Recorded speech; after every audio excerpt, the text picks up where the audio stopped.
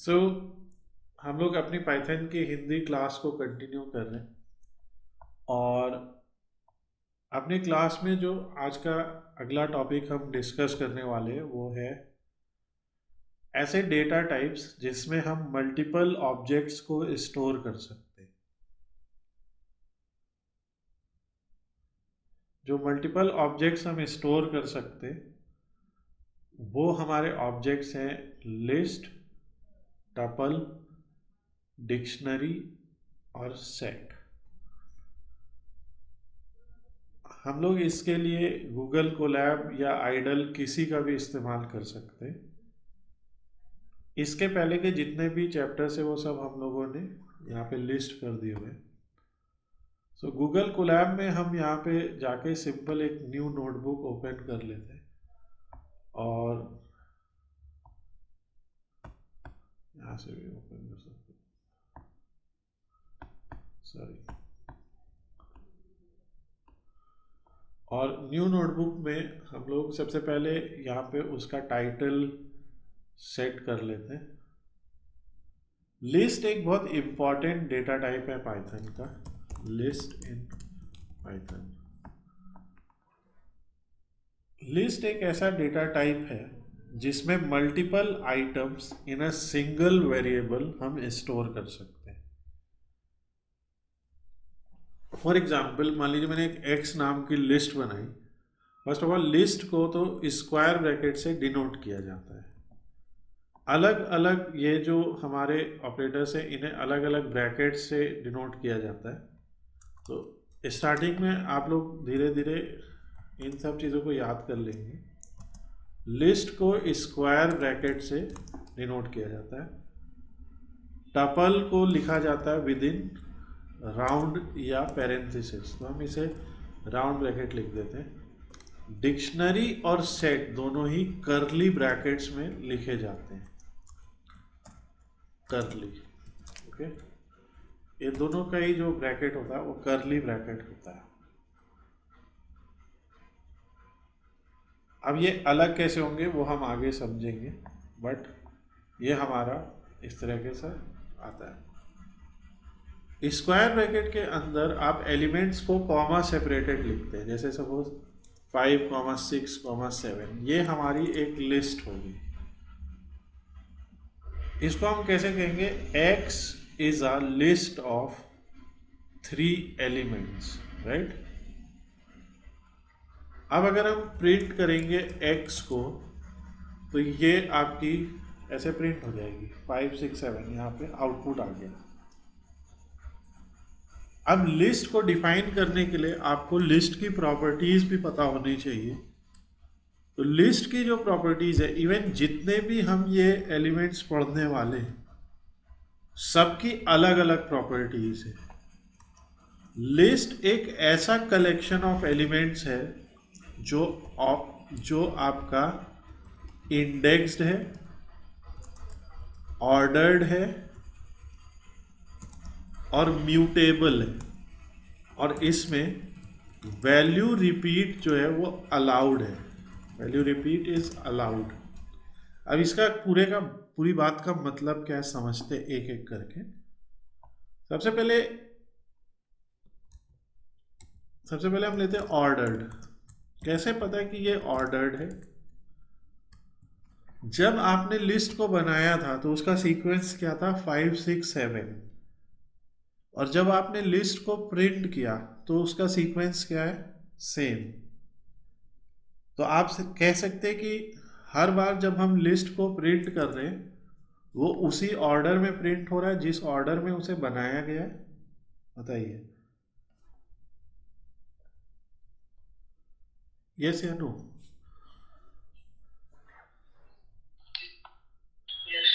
Okay. सो अगर मैंने कहा प्रिंट, ओके, चलो मैं फिर से लिख दे रहा हूँ उस बात को, तो वो वही हर बार वही ऑर्डर पकड़ेगा। इट्स नॉट लाइक कि कुछ अलग हो रहा है। ऑन द अदर हैंड अभी अभी अगर मैं ऐसे लिख देता हूँ कि S इज इक्वल टू, ठीक है, और मैं यहाँ पे लिख देता हूँ ए जेड या ए जा बा, कुछ भी मैं लिख दे रहा हूँ सा, मैंने 4 कोई एलिमेंट ले लिए, आ जा बा सा, और फिर कहा इसे प्रिंट करो, तो वो आबा सा जा कुछ करने लगा। आप समझ रहे बात? यही चीज़ अगर मैंने लिस्ट के साथ की होती तो मैं यहाँ पे लिख देता M L is equal to, list के लिए हमें स्क्वायर ब्रैकेट का यूज़ करना पड़ता, यही चीज़ अगर मैं स्क्वायर ब्रैकेट के अंदर करके फिर लिखा होता तब क्या होता, आजा वासा, वही sequence. Can you identify the difference है? तो जब मैंने करली ब्रैकेट का इस्तेमाल किया तब वो सेट बन गया, कलेक्शन ऑफ एलिमेंट दोनों है, पर इस केस में वो एक सेट है, और क्योंकि वो एक सेट है उसकी प्रॉपर्टीज अलग है। उसकी प्रॉपर्टी में ये लिखा है, देखिए ध्यान से पढ़िए क्या हो रहा है। अब अभी वो आया था बेचारा गायब हो गया, अगर उसको आपने पढ़ा था तो उसमें लिखा था कि build an unordered collection of unique elements. Can you read this, right? Set जो है वो एक इटरेबल चीज़ है मगर वो अनऑर्डर्ड है, ओके। और यहाँ पे क्या हो रहा है, यहाँ पे ये एक लिस्ट है, ठीक है। तो लिस्ट क्या है, मस्ट बी इटरेबल। तो ये एक ऐसा सीक्वेंस है जो आपका ऑर्डर्ड है, इसीलिए हर बार लिस्ट बनाने पे आपको ऑर्डर वही मिलेगा जो था, अगर सेट में कुछ भी ऑर्डर आ सकता है। तो ऑर्डर आपकी समझ में आई प्रॉपर्टी की नहीं, पहले ये बताइए। Yes sir. ओके, एक सेकेंड मैं वीडियो को पॉज कर दूँ। नाउ वी आर कंटिन्यूइंग कि ऑर्डर्ड हमने समझ लिया, इसके बाद समझते हैं कि ये इंडेक्स्ड क्या चीज़ है, ओके।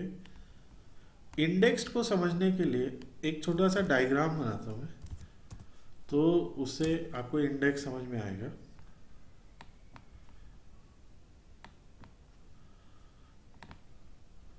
सबसे पहले तो उस लिस्ट को हम कॉपी कर लेते हैं,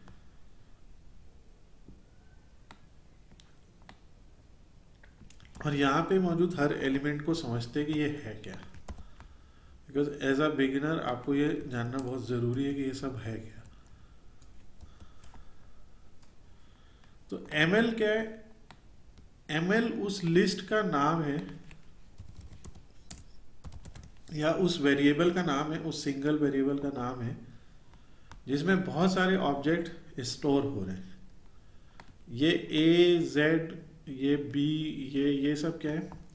ये हमारे वो सारे ऑब्जेक्ट हैं जो उस लिस्ट में स्टोर हो रहे हैं। मल्टीपल ऑब्जेक्ट्स हैं, आप देख सकते हैं, और इसीलिए कॉमा सेपरेटेड लिखे गए।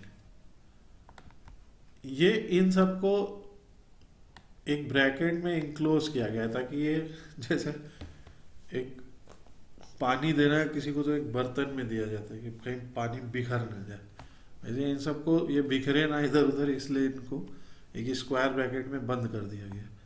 और क्योंकि स्क्वायर ब्रैकेट में बंद किया गया है तो ये स्क्वायर ब्रैकेट लिस्ट को इंडिकेट करता है। ये स्क्वायर ब्रैकेट इस चीज़ को इंडिकेट करता है कि ये इसके अंदर जो एलिमेंट्स हैं उनका ऑर्डर और उनका इंडेक्स होगा। अब आती है बात, इंडेक्स क्या होता है? तो इंडेक्स के लिए इंडेक्स दो तरीके का होगा, 0, 1, 2 और 3। अभी आपको क्लियर है? इंडेक्स, जो एलिमेंट सबसे पहले आएगा लिस्ट में उसका इंडेक्स 0 होगा, और जो एलिमेंट सेकेंड नंबर पे आएगा और जो थर्ड नंबर पे आएगा, जो फोर्थ नंबर पे आएगा, उसका 3 होगा। तो इंडेक्स हमेशा एक माइनस में चल रहा है अगर वो पॉजिटिव डायरेक्शन में जा रहा है। So if it is going in this direction, right, so it is in positive direction, so वो 0 से शुरू हो रहा है। Is it okay?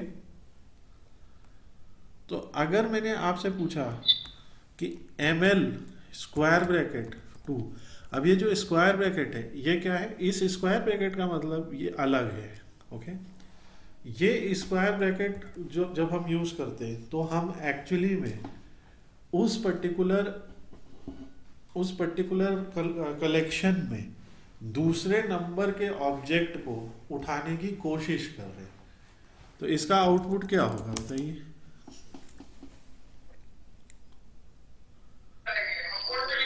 है हाँ, बा, कैसन बा।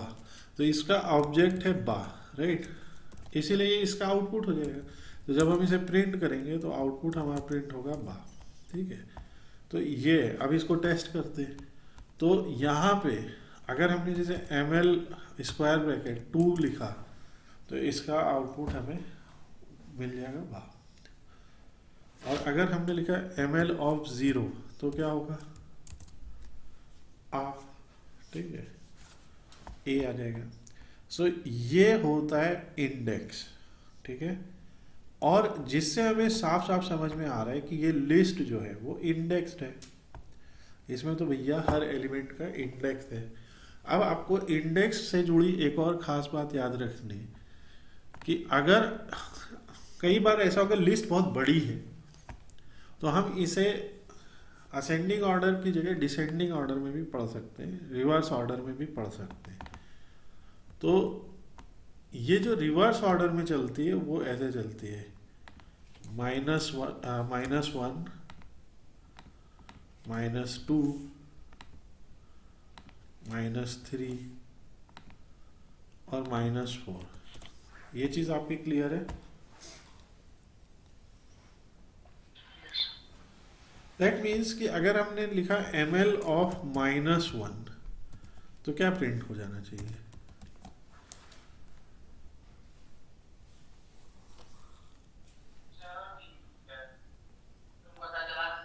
हाँ, आप सर ऐसे प्रिंट हो जाएगा क्योंकि वो लास्ट एलिमेंट है, राइट। सो अगर हमने लिखा ml ऑफ -1 सो ये, तो अभी ये इंडेक्स समझ में आता है पॉजिटिव और नेगेटिव। अगर मान लीजिए मैंने लिख दिया ml ऑफ -3 तब क्या आना चाहिए?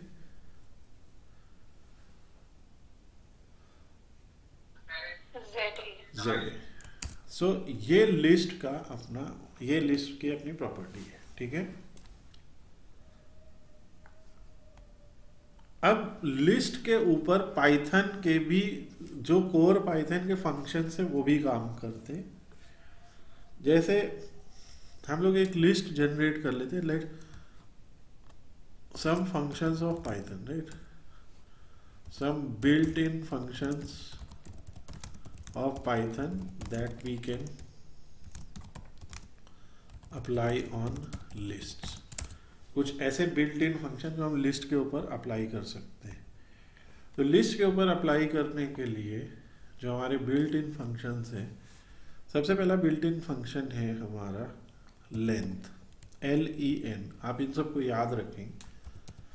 LEN, लेंथ सीधे काउंट ऑफ एलिमेंट्स बताता है, ओके। 4 क्यों बता रहा है? या उतने ही एलिमेंट है यहाँ पे, आज़ाबासा, ठीक है, A Z A B A C A। सो ऐसे जितने भी एलिमेंट्स हैं उसके अंदर वो बता देगा। भाई ये लेंथ एलिमेंट स्ट्रिंग के ऊपर भी अप्लाई हो जाएगा। तो जैसे मान लीजिए हमारी कोई स्ट्रिंग है, मान लीजिए हमारी कोई स्ट्रिंग है नेम इज इक्वल टू, ये नाम है मान लीजिए किसी का, तो अब हम इसमें लिख दें लेंथ नेम।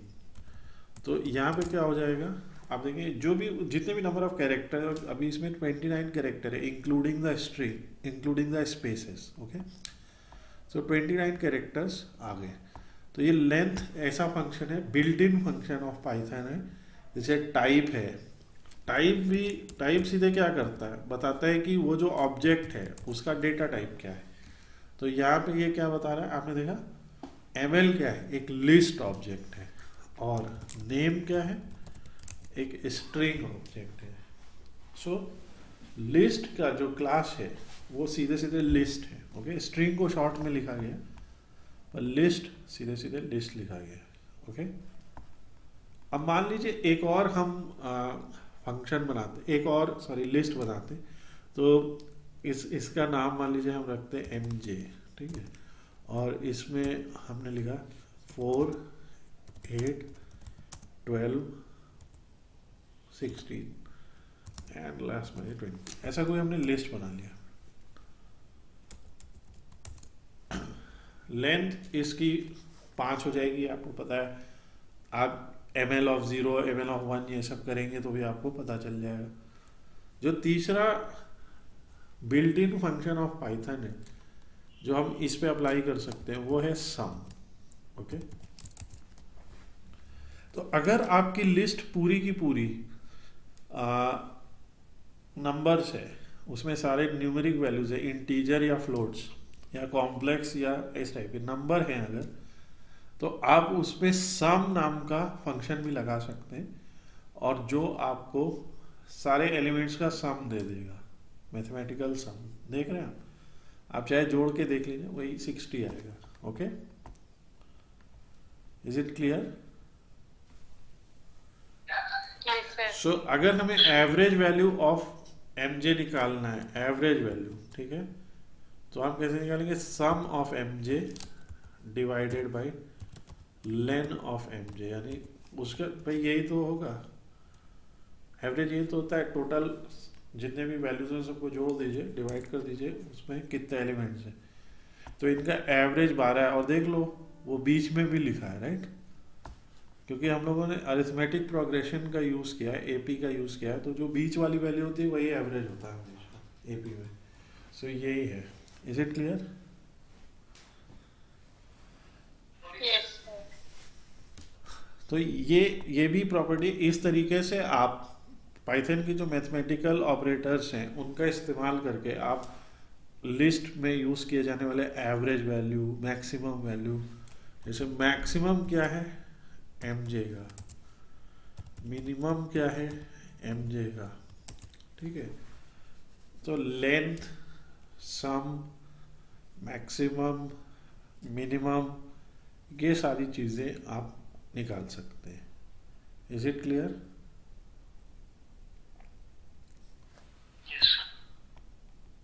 लिस्ट में एक और भी चीज होती है, एक फंक्शन और होता है जिसे हम रेंज फंक्शन कहते हैं। ओके, रेंज फंक्शन, जैसे आपने सबने अरिथमेटिक प्रोग्रेशन पढ़ा होगा कभी ना कभी, आपने किसी ने 10th में, किसी ने 9th में, अलग अलग बोर्ड्स में वो अलग अलग टाइम पे आता है। अरिथमेटिक प्रोग्रेशन कहता है कि वो भी एक तरीके का कलेक्शन है, जो हम लोग ने प्रोग्रेशन पढ़े वो भी एक तरीके के कलेक्शन है नंबर्स के, और उनमें जो नंबर्स होते हैं उनके बीच में एक कॉमन डिफरेंस होता है। ओके, जैसे ऊपर वाली लिस्ट भी एक अरिथमेटिक प्रोग्रेशन है, 4, 8, 12, 16, 20, इनके बीच में एक कॉमन डिफरेंस है। जब भी है ना, यही होता है अरिथमेटिक प्रोग्रेशन के बीच में, एलिमेंट्स के बीच में कॉमन डिफरेंस होता है। इस वजह से हम उस सीक्वेंस के पहले का और उस सीक्वेंस के बाद के नंबर भी फोरकास्ट कर सकते हैं। सो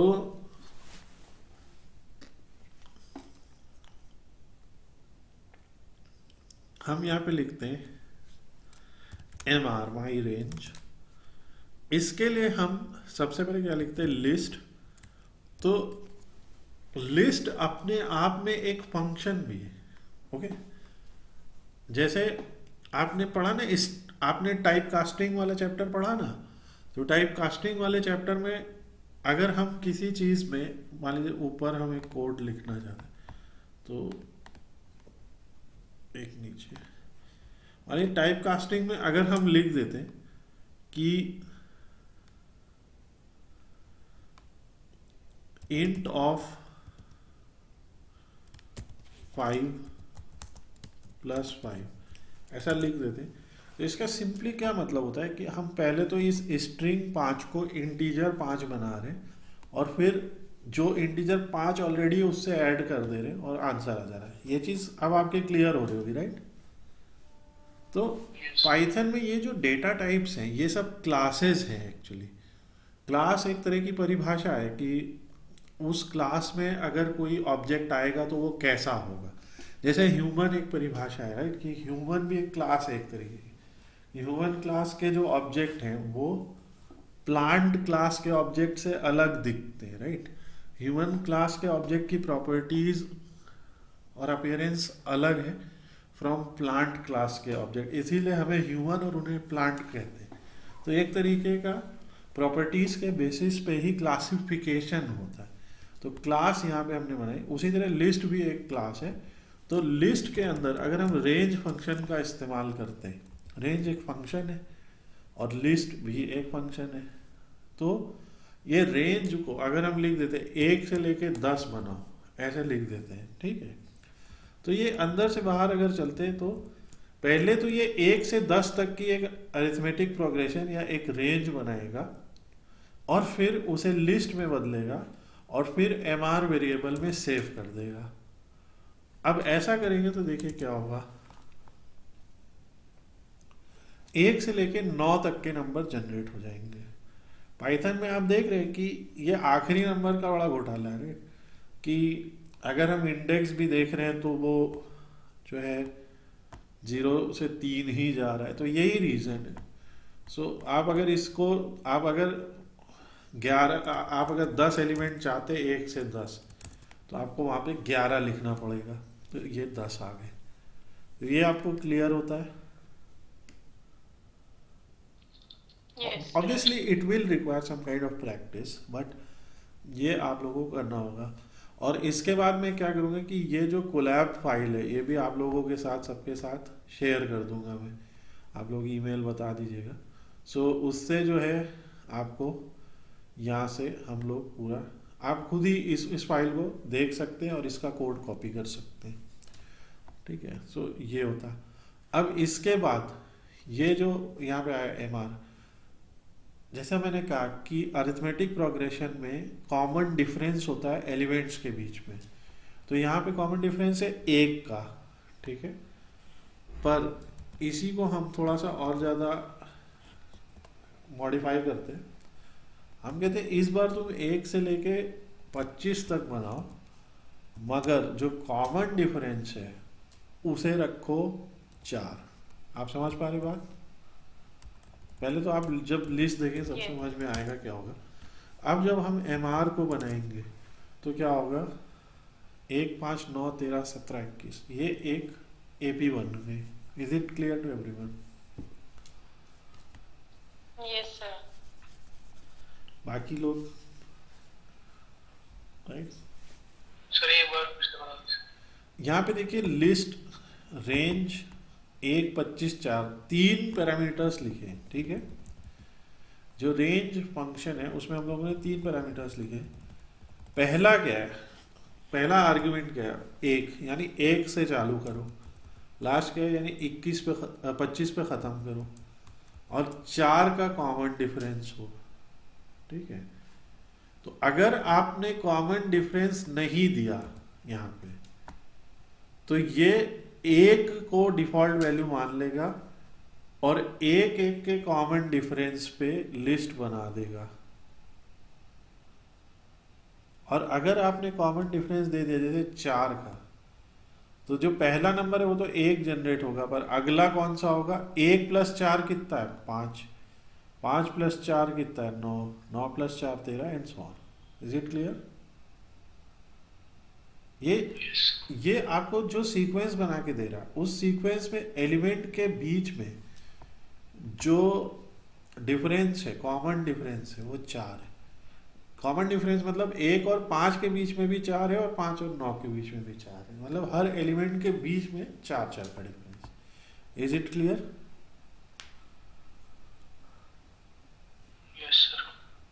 ओके, सो ये हम लोगों ने आज तक अभी कंक्लूड किया कि लिस्ट में हम लोग का ये लेट्स से पार्ट 1 था, जिसमें हम लोगों ने लिस्ट के बारे में बेसिक चीज़ें पढ़ी। हमने पढ़ा कि लिस्ट एक इंडेक्स्ड कलेक्शन ऑफ एलिमेंट्स है, लिस्ट एक ऑर्डर्ड कलेक्शन ऑफ एलिमेंट्स है, जिसमें इंडेक्स और ऑर्डर दोनों होता है एलिमेंट के बीच में। इसे स्क्वायर ब्रैकेट से डिनोट किया जाता है।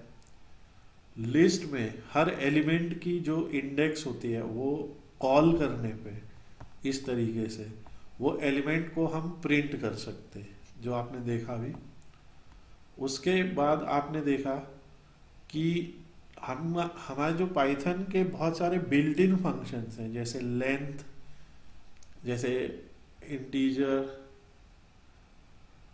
बैटरी लो होगी, जैसे सम, अगर वो मैथमेटिकल लिस्ट है तो उसका सम, अगर वो कोई भी तरह की लिस्ट है उसकी लेंथ यानी उसकी काउंट निकाल सकते, और इसलिए हम उसका एवरेज निकाल सकते, मिनिमम और मैक्सिमम वैल्यूज उसमें निकाल सकते। देन हमने ये भी देखा कि जो हमारी रेंज फंक्शन होता है, रेंज फंक्शन जो होता है उसमें दो आर्गुमेंट जो है वो ज़रूरी होते हैं। एक रेंज की स्टार्ट क्या है और दूसरा रेंज की एंड क्या है। रेंज का मतलब क्या है, एक रेंज है ना कि एक स्टार्ट है रेंज और एक एंड है। तो उस स्टार्ट और एंड के बीच में इंटरवल होंगे ना। जैसे कोई कहे कि जनवरी 1 से लेकर जनवरी 24 तक का डेटा दिखाओ, तो आप जनवरी 1 से 24 तक का हर दिन का डेटा दिखा देंगे या हर हफ्ते का डेटा दिखा देंगे, है ना। तो आपको वो रेंज के साथ में इंटरवल भी बताना पड़ेगा। तो यहाँ वो इंटरवल है कि रेंज 1 से 25 रखो और डिफरेंस 4-4 का रखो। इस तरीके से हमने लिस्ट को जनरेट करना भी सीखा, और ये अगले पार्ट में हम लिस्ट से जुड़ी और बातें सीखेंगे, जैसे स्लाइसिंग, लिस्ट के अपने मेथड। अभी तो ये पाइथन के मेथड है जो लिस्ट पे लगा रहे हैं, पर लिस्ट के पास उसके अपने मेथड्स भी हैं। तो वो सारा कुछ हम लोग नेक्स्ट वीडियो में सीखेंगे। इस प्लेलिस्ट को आप ज़रूर सब्सक्राइब करें।